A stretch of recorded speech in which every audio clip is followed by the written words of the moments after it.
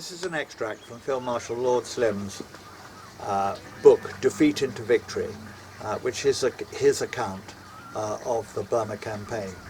And this is from the final area of it, called Afterthoughts.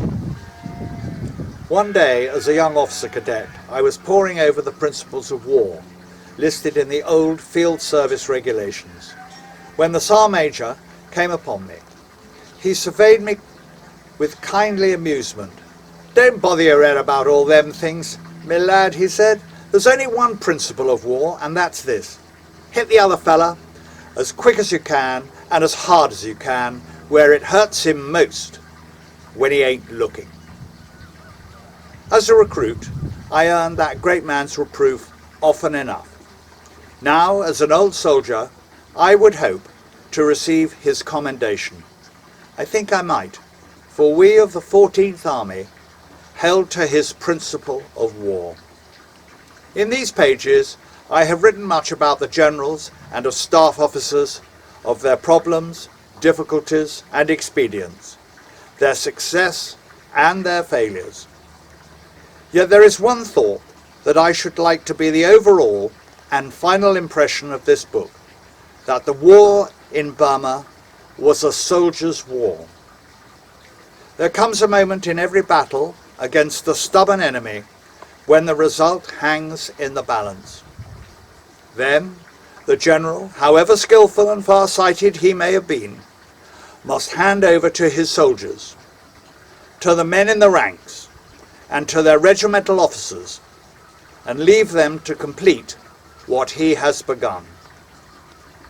The issue then rests with them, on their courage, their hardihood, their refusal to be beaten, either by the cruel hazards of nature or by the fierce strength of their human enemy.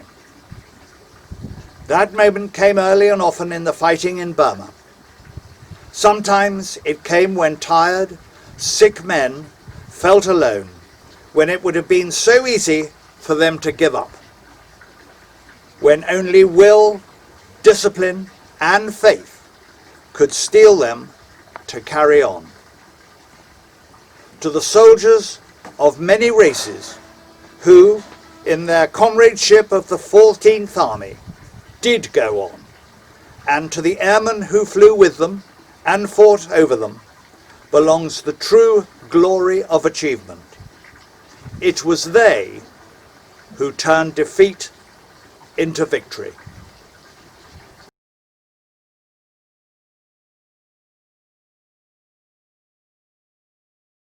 They shall grow not old, as we that are left grow old.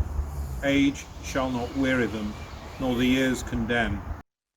At the going down of the sun and in the morning, we will remember them.